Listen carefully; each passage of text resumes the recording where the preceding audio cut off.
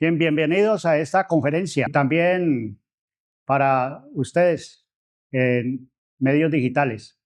Hoy vamos a trabajar un poquito los pecados que no confesamos casi nunca o las confesamos muy rara vez.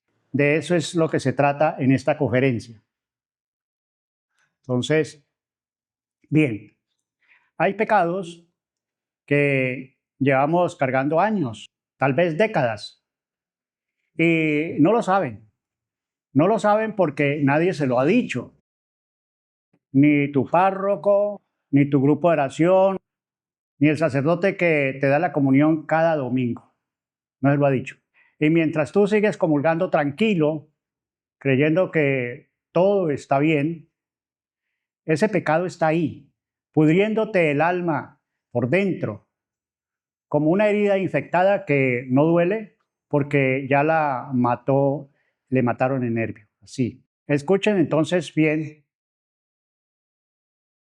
lo que te voy a decir, porque esto no es una charla más ni un video más de los que pasas ahí con el dedo. Esto puede cambiar también tu vida en la eternidad. Hay personas que tienen mucho tiempo yendo a misa cada domingo, recibiendo la comunión, persignándose al pasar por el frente de una iglesia, rezando el rosario antes de dormir, encendiendo una veladora a la Virgen. Y sin embargo, cargan pecados que jamás han confesado. No porque sean malas personas, no. No porque quieran engañar a Dios, tampoco. Sino porque nadie les dijo que eso que hacen o que dejan de hacer es pecado. La cuaresma entonces es una temporada de la misericordia de Dios. Es Dios tocándote el hombro, diciéndote, todavía hay tiempo. He escuchado miles de confesiones en tiempo que llevo de 30 años de sacerdocio. Y hay un patrón que siempre se repite una y otra vez. Confiesa los mismos 3 o 4 pecados, siempre. Pero, padre, me dicen, me enojé, cometí pecado. Padre, dije una mentira. Son los pecados que confiesan. Padre, falté al rosario. Y cuando pregunto algo más, cuando escarbo ahí, cuando hago las preguntas que a veces ningún confesor hace, entonces aparecen grietas, grietas profundas, pecados que llevan años ahí, intocados, porque nadie los ha nombrado. Hoy vamos a nombrar 12 pecados que no confesamos o que confesamos muy poco. A algunos les va a parecer obvios, otros les va a sorprender. Y hay uno, el último, que es el más peligroso de todos, porque no parece pecado, parece virtud, parece sabiduría, pero es una trampa mortal que el diablo nos pone al alma. Veamos entonces, el primer pecado, comulgar sin estar en gracia de Dios. Empecemos por el que más me preocupa a mí como sacerdote, porque es el que más daño hace al cuerpo de Cristo. Comulgar sin estar en gracia de Dios es el sacrilegio silencioso. Piensen en esto. La fila de la comunión avanza cada domingo. Y en esa fila hay personas mucho más de las que se imagina, que no se han confesado, que tienen pecados mortales sin absolver, que van a comulgatorio, porque siempre van, porque sería raro quedarse ahí sentados, porque ¿qué van a pensar los demás de mí que voy a misa y no comulgo? Se acercan entonces al cuerpo de Cristo como quien hace la fila para ir al banco a hacer un trámite, por pura costumbre, sin examinarse, sin preguntarse, ¿estoy limpio por dentro? San Pablo fue durísimo con esto. Escribió a los corintios que quien come el pan del Señor indignamente, come y bebe su propia condenación. No dijo su propia incomodidad, no. No dijo su propia mala racha, no.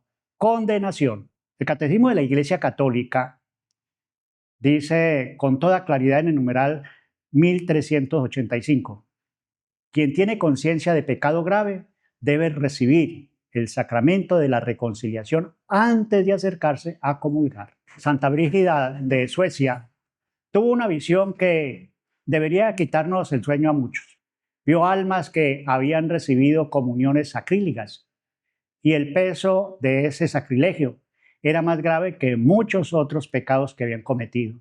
Porque no es un pecado de debilidad, es un pecado de indiferencia ante lo más sagrado que existe, que es el cuerpo de Cristo.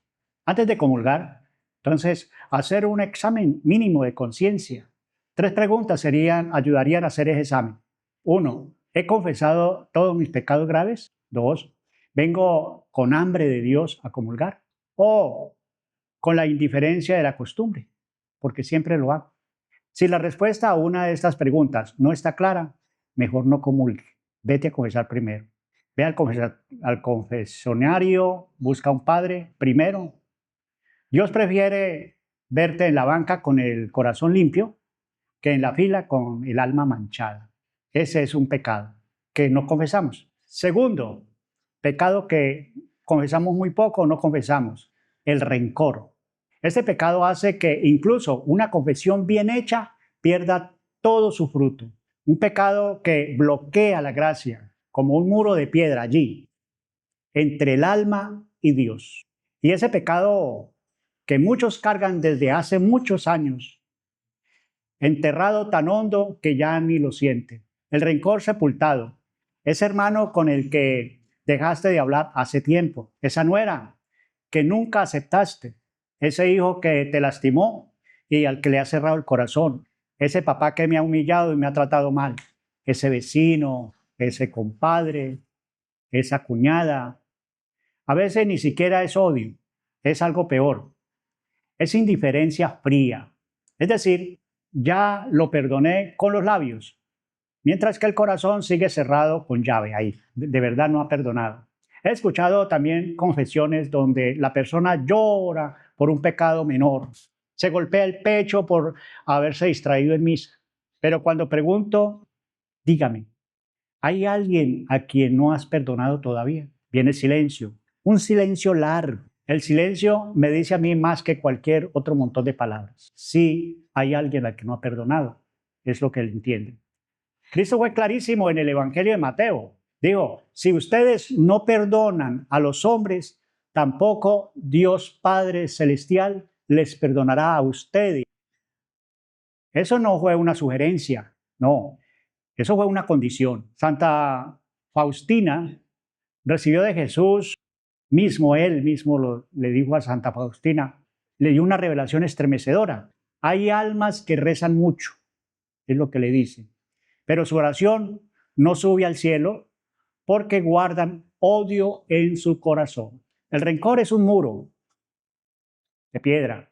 Mientras ese muro esté ahí, ni la confesión, ni la comunión, ni el rosario puede atravesar ese muro. Porque hay que primero perdonar. Perdonar no es sentir, escuchen bien, porque aquí es donde muchos nos atoramos, nos atrancamos, nos frenamos. Perdonar no es sentir cariño por quien me hirió, no, es un acto de la voluntad. Es decir, perdono por Cristo, no porque lo merezca, no porque ya no me duele a mí, entonces te perdono, no, sino porque mi Señor me lo pidió. Hoy, ahora mismo, nombra a esa persona en tu corazón que no has perdonado y di estas palabras, aunque le cueste, dilas, estas. Te perdono porque Cristo me lo pide. Te perdono porque Cristo me lo pide. Tercer pecado, que sería bueno que pensáramos en esta cuaresma y que la viviéramos y los confesáramos, es la lengua, la lengua. Ahora bien, si el rencor destruye la gracia por dentro, la lengua pudre por fuera, en la comunidad, en la parroquia, en la familia. Y este es un pecado que casi nadie confiesa, muy raro lo confiesa. El pecado de la lengua envenenada, la murmuración, hablar mal del párroco, criticar al catequista, comentar sobre la vida de fulano o de fulana. Esos son disfrazados, muchas veces disfrazados de preocupación cristiana. Ay, recemos por esa señora pobrecita, porque anda con el vecino en malos pasos. Hagamos oración para que ella vuelva con su marido y con su familia. Mentiras, eso no es oración, es un chisme disfrazado. Está cometiendo un pecado. ¿Cuántas veces, justo después de la misa, se paran allí frente a la puerta y destruyen con la lengua lo que acababan de recibir en el altar? El apóstol Santiago no se andaba con suavidades. Dijo que la lengua es fuego, horrible, un mundo de maldad. Eso es cuando empiezo a hablar mal del otro. Y el catecismo enseña que la calumnia es pecado grave, no pecados veniales, graves. Y a mí me gusta hablar tanto de los demás. Si hay un grupito de personas por ahí y están hablando de alguien que a mí no me queda bien, no me cae bien, que no quiero mucho, mire lo que hace uno. Se arrima, ¿de quién están hablando? De fulano y tal. Ah, venga, les cuento. Dicen las malas lenguas, porque así empieza uno. Dicen las malas lenguas y la mía parte vidrios. El Padre Pío, que no era precisamente un sacerdote tibio, rechazó la absolución de una mujer que se confesó de murmuración. ¿Sabes por qué? Porque la mujer no tenía propósito de enmienda, o sea, no pensaba corregirse. Venía a confesarse donde el Padre Pío del mismo pecado cada semana sin intención de cambiar. Y el Padre Pío le dijo, vuelve cuando estés dispuesta a cerrar esa boca, cuando dejes de criticar y hablar de los demás, cuando tenga propósito de corregirse, entonces vuelve y te confiesa, y si no, no vuelva. Duro el Padre. Es una disciplina práctica, es esta. Antes de hablar de alguien que no está presente, hazte estas preguntas. ¿Lo que voy a decir de él es verdad? ¿Lo que voy a decir de él es necesario? ¿O lo que voy a decir de esa persona es caritativo? Si fallas en una sola de estas, cállese, no diga nada, porque comete pecado. Cuarto pecado que no confesamos mucho, la omisión, casi nada. Y si el pecado de la lengua es grave, por lo que se dice, hay uno igualmente grave, por lo que no se dice, la omisión cobarde, el silencio ante el error de quien amas. Hay abuelos que ven a sus hijos vivir en unión libre frescos como si nada, que ven a sus nietos criarse sin bautismo, sin la primera comunión. Llegan a viejos y ni bautismo tienen, sin fe, y no dicen nada, no porque les falte amor, no. Al contrario, callan exactamente porque los quieren mucho. Callan porque tienen miedo de perder la relación, de que dejen de invitarlos a una fiesta, de que lo llamen anticuados. Tienen miedo de eso, por eso mejor se callan, cometen el pecado. Pero ese silencio no es prudencia, no señor, es complicidad. Esa mamá o ese papá o esa pareja que dejan que su hijo llegue con su novia a la casa y se queden en su pieza toda la noche como si nada, que voy a quedarme hoy en tu casa, le dice él a la... Y la mamá fresca, no, sí, venga y quédese aquí. Por miedo, eso es pecado, eso es omisión, eso es convertir su casa en un en un lugar de prostitución, porque ahora viene con ella y el día de mañana que termine con esa novia, porque es amante, no es novia, entonces viene con otra. Eso es prostitución. Y usted es responsable y está cometiendo un pecado de omisión. El profeta Ezequiel recibió un mensaje tremendo de parte de Dios. Dijo, Dios le dice lo siguiente, adviertes a quien va por mal camino, porque si no, su sangre la derramaré en sus manos. Duro. No se trata de dar sermones tampoco, ni de convertirse en el policía espiritual de la familia. Se trata de, al menos una vez, con amor y con verdad, decir lo que hay que decir. Y si no te escuchan, entonces ofrece un rosario, unos sacrificios, no sé, un ayuno por su conversión. Pero tienes que hacer algo. Santa Jacinta de Fátima vio que muchas almas se perdían porque no había quien rece por ellas. Hay que rezar también por las almas benditas, porque si no lo hago, eso es omisión y por lo tanto es pecado. Bien, otro pecado, el quinto, la tibieza. ¿Cómo así? Este pecado de señalar a otro, hay que mirarse con un espejo, porque la tibieza es uno de los casi todos los de que llevamos años en la fe cometemos y que se vuelve más peligroso con el tiempo.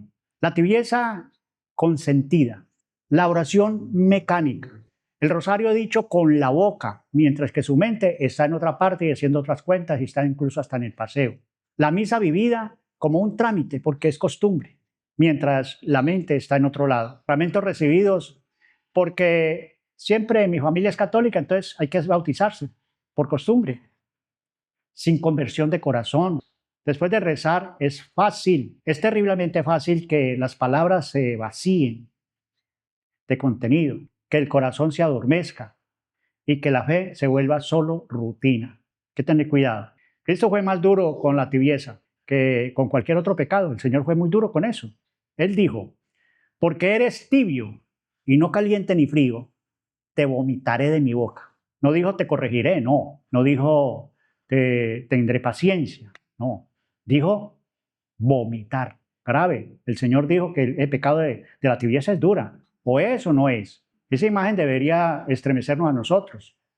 Dios prefiere al pecador ardiente que lucha y que cae y que se levanta de nuevo, que al devoto tibio que cumple todo sin sentir nada. Santa Teresa de Ávila llamó a la tibieza un veneno lento que adormece el alma. El alma tibia no sabe que está muriendo, no pide auxilio, se siente cómoda y en esa comodidad se va apagando y se va condenando. El remedio, renovar cada mañana las intenciones. Señor, hoy no quiero ser una persona que va por inercia, quiero ser una persona activa, una persona que esté convencida. Quiero encontrarte hoy, Señor, en mi oración. Y si solamente puedes rezar un Ave María, que sea dicha con todo el corazón. Esa vale más que muchas Ave Marías rezadas sin el alma, sin conciencia. El libro de los Proverbios dice que el hierro se afila con otro hierro, pero que el hombre se afila con el trato a su prójimo. Así que sin tibiezas. Bien, sexto pecado que poco confesamos, la superstición camuflada. Ese pecado es más común de lo que uno cree. He conocido personas que van a misa el domingo y el lunes consultan el horóscopo, que llevan el escapulario así al cuello bien de la Virgen y en la muñeca llevan una pulsera de protección energética, un amuleto, porque desconfían de la gracia, que van a la adoración eucarística y después buscan al curandero que les limpie la aura, al espiritista que les quite el mal. Eso es por superstición y camuflada de bien. Eso tiene un nombre, eso se llama sincretismo.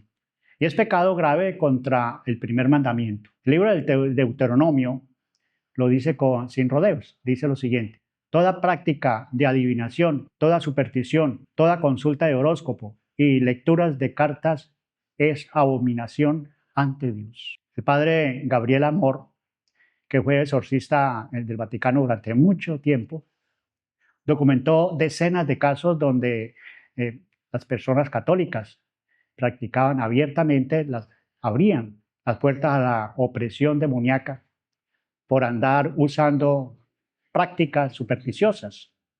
Y es un peligro. Por ejemplo, la famosa tabla Ouija. Hay muchas personas que por estar jugando con eso terminan poseídas de espíritus raros.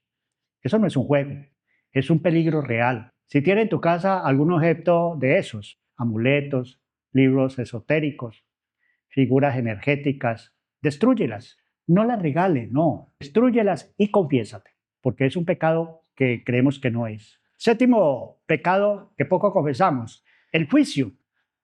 Es el pecado contra la caridad misma. La mirada del fariseo, ¿no? Algunas veces han pensado en misa, mira cómo viene vestida esa señora, o ese no debería comulgar, o esa familia no es de aquí, ¿qué hace aquí en nuestra parroquia? Cuidado, en ese instante dejas de adorar a Dios y empiezas a juzgar al Hijo de Dios. Cristo contó la parábola del fariseo y el publicano. El fariseo rezaba de pie allá, orgulloso. Gracias te doy, Señor, porque no soy como ese pecador. El publicano, allá atrás, en el fondo, ni siquiera levantaba los ojos al cielo. Decía, Señor, ten piedad de mí, que soy pecador. ¿Y quién salió a ver justificado? Según el texto, el publicano fue el que salió justificado, es decir, perdonado. Porque Dios no mira el cumplimiento externo, mira el corazón de la persona.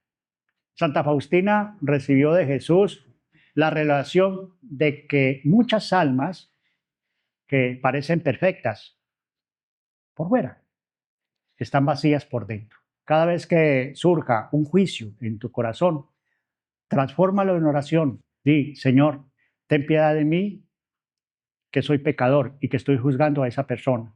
Más bien haga eso. Bien, veamos un octavo pecado que no confesamos y que debemos confesar esta cuaresma, ¿no? La avaricia disfrazada. Este pecado es uno de esos que escondemos detrás de las apariencias y detrás de la prudencia. La avaricia disfrazada se va acumulando. Es natural y es comprensible que quiere asegurar la vejez y el futuro, pero cuando la seguridad se convierte en apego a los bienes materiales, cuando no se da porque quién sabe mañana me va a faltar, cuando la billetera se cierra ante la necesidad del prójimo, eso ya no es prudencia, eso es avaricia. Cristo fue muy directo en la parábola del rico insensato. Dijo, necios, esta noche te van a reclamar el alma. Y todo lo que acumulaste, ¿para quién será? Duro. Y lo dijo Jesús. San Juan María Vianney, el santo cura de Ars, vivía en una pobreza radical. Él daba todo a la gente necesitada. Y cuando al padre le preguntaban si no tenía miedo de quedarse sin nada, él respondió tranquilo, ¿de qué tengo que tener miedo? Dios proveerá. Así que en esta cuaresma elige una obra de caridad. Eso es limosna verdadera. La avaricia afecta lo material. Lo invito a que sea generoso. No mucha cosa, puede ser un pan, pero que sea una obra de caridad hecha de corazón. Bien, noveno pecado que no confesamos y que es bueno confesar en esta cuaresma, la pereza espiritual. Este pecado es dejar de hacer lo que antes me sostenía, dejar de rezar el rosario completo, porque ya no tengo fuerzas, dejar de leer un libro espiritual, porque me cansé la vista, dejar de hacer la adoración porque me duelen las rodillas. Escuchen, el cuerpo se envejece, nadie puede negar eso, es verdad, pero la pereza espiritual no es cosa del cuerpo, es cosa de la voluntad. He conocido personas de 90 años que rezan con más fuerza que cualquier muchacho de 20. Santa Teresita del Niño Jesús, enferma, agonizando de tuberculosis, tenía su oración hasta los últimos alientos. Decía que cuando ya no podía rezar con las palabras, ofrecía en silencio su dolor. Si no puede rezar 5 minutos, reza 1 minuto. Si no puedes leer un libro, escúchalo. Si no puedes arrodillarte, ofrece tu dolor sentado o sentada. Dios no mide cantidades, Dios mide intenciones. Décimo pecado que no confesamos y qué bueno que lo confesemos en esta cuaresma. El orgullo del buen católico. Ay, como raro eso, ¿cierto? Ay, yo tengo ese pecado. Uno ni siquiera sabe que hay un pecado que llama así. Quizás es el más difícil de confesar, porque las personas que lo cometen no creen que están cometiendo ese pecado. Creen que por cumplir, por ir a misa, por rezar, por ayunar, ya tienen todo garantizado, ya garantizaron la salvación. Es sentirse inseguros, no examinarse, no crecer espiritualmente. San Pablo advirtió eso muy clarito, dijo, el que cree estar firme, mire que no caiga. Y el catecismo de la Iglesia Católica, que dice que la presunción de salvación es pecado contra la esperanza. Yo presumo que ya me salvé. Cuidado, es pecado, es grave. En las revelaciones de Santa Gertrudis, Jesús le mostró a ella que muchas almas devotas llegaban al juicio particular sorprendidas, creyéndose en listas, pero su corazón estaba lleno de soberbia disfrazada de piedad. Pregúntate, ¿cuándo fue la última vez que me sentí genuinamente pecador ante Dios? Si la respuesta es cierta o la respuesta hace mucho tiempo, ahí está el problema.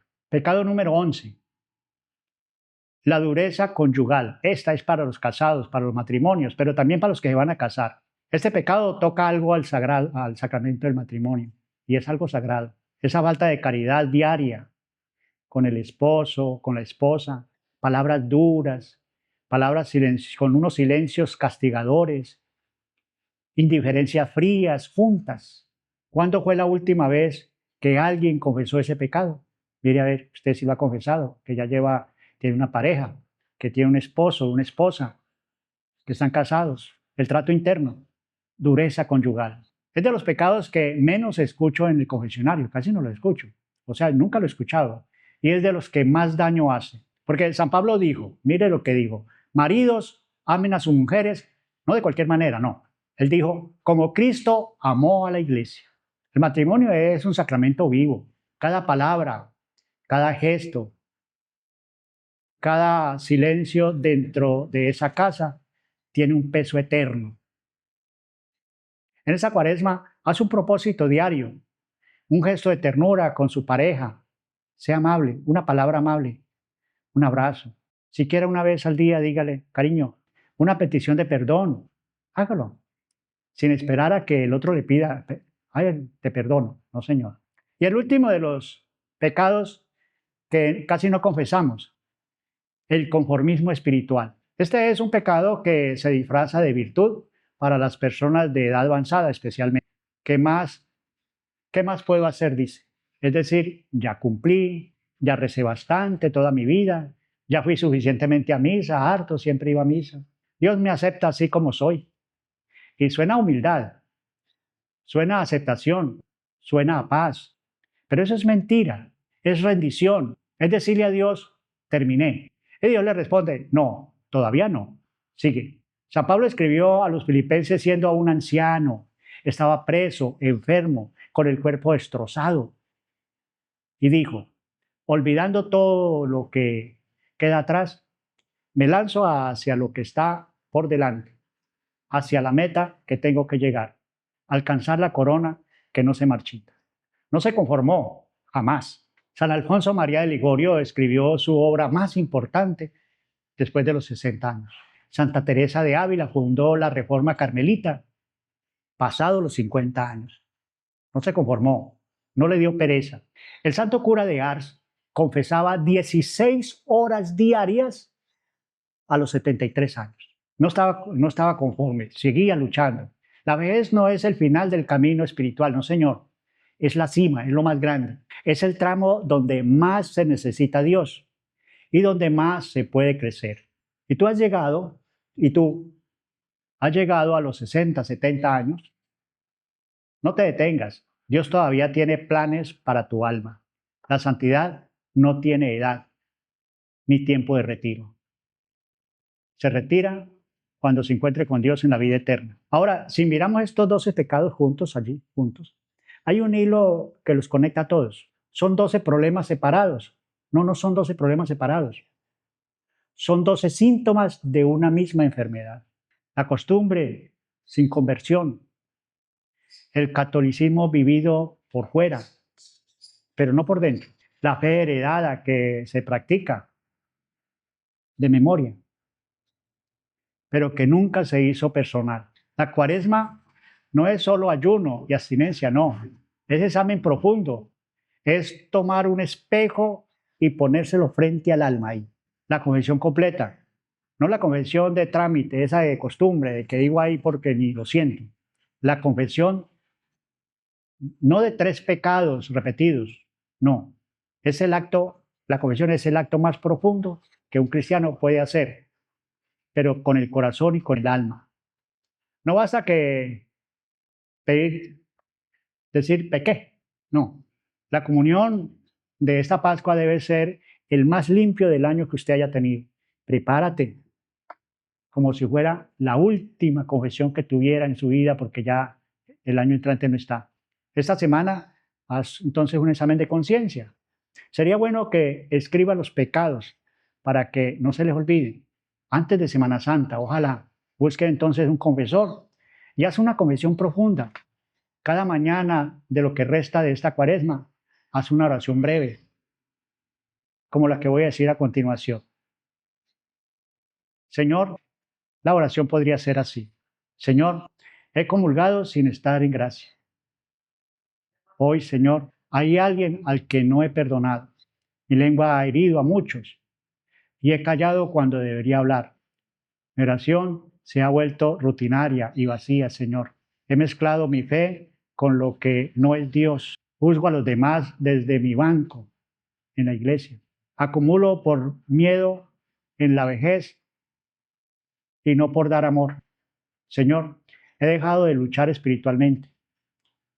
Me creo mejor que otras personas por cumplir. No trato a mi esposa o a mi esposo con el amor con que Cristo trata a la iglesia.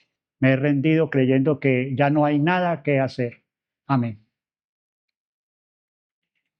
No dejes pasar esta cuaresma como una más de las cuaresmas. No. Ve a confesarte. Esta semana, no la próxima, no esta. Dios te espera en el confesionario con los brazos abiertos, sin reproche, sin condena, solo con misericordia.